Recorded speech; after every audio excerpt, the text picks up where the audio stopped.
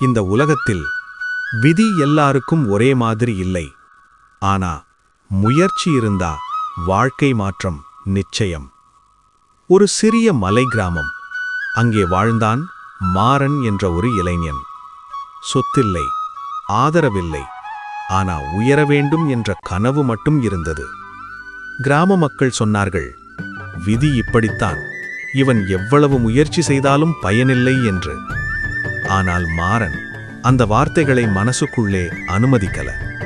வெயில், மழை, சோர்வு, தோல்வி, அவமானம் ஒவ்வொரு நாளும் அவனை சோதித்தது.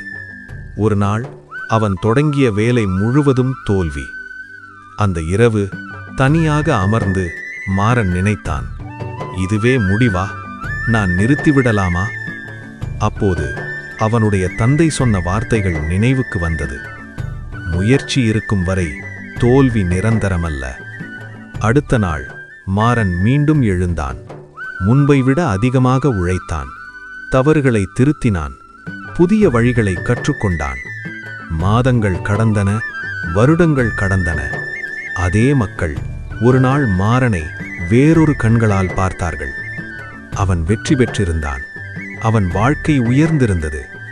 அப்போதுதான் எல்லோருக்கும் புரிந்தது, விதி தடையாக இருக்கலாம், ஆனா முயற்சி இருந்தால் அதை உடைத்து கடக்க முடியும். இதுதான் திருக்குறள் சொல்லும் உண்மை.